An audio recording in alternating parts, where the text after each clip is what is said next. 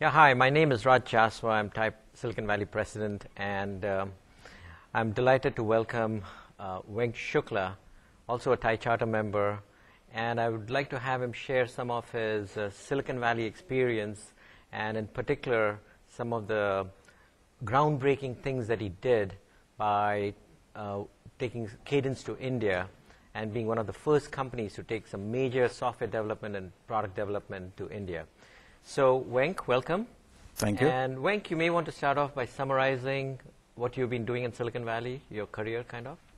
Yeah, I think I moved here with Cadence, and then after Cadence, I went to a startup called Ambit Design, which we sold, and then started another company called EveryPath for mobile wireless, and that I learned was what they call in Silicon Valley experience, not a failure. It was what we call a valuable learning experience, and 8 years too early. And then I was part of Magma, and now I'm in yet another startup in that space.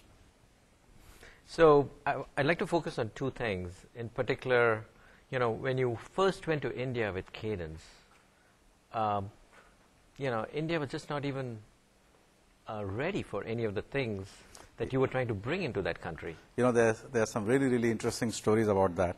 The two companies who started this India thing. The first one was, of course, Texas Instrument.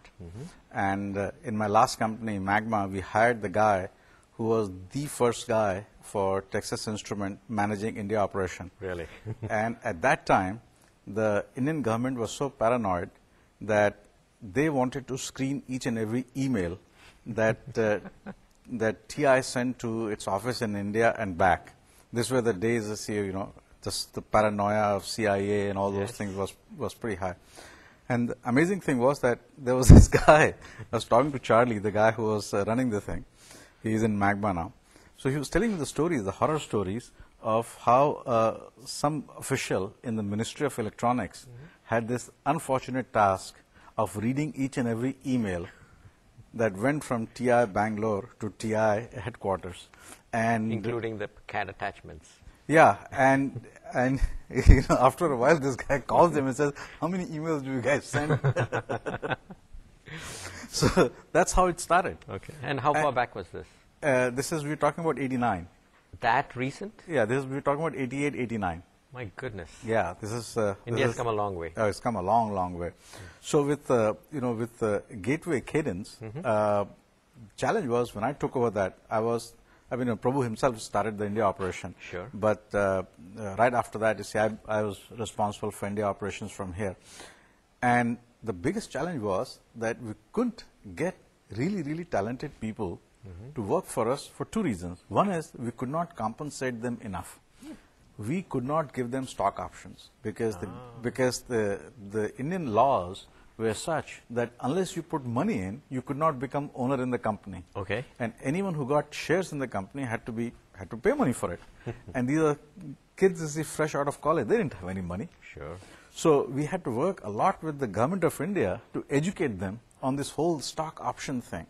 So that was a big challenge. And the other challenge was just coming out of the socialist slumber. Actually, the market reforms had not started. 91 market reforms had not started. The whole outlook was very closed, and the government functionaries were out to take advantage of situation. So even though we were in export processing zone in Noida, just to get the computers in, the Sun servers that we used to send, they had to, unless you bribe the customs guy, they won't get in. Because everything in public, you're talking about bribing. Yeah, this is.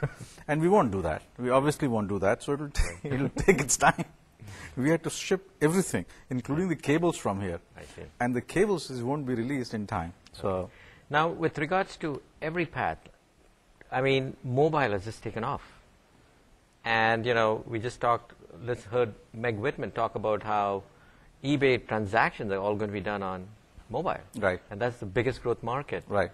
And here you develop EveryPath, and you call that a valuable learning experience? What happened? Well, the valuable learning experience was that everybody thought that the mobile wireless is going to happen in 99, 2000.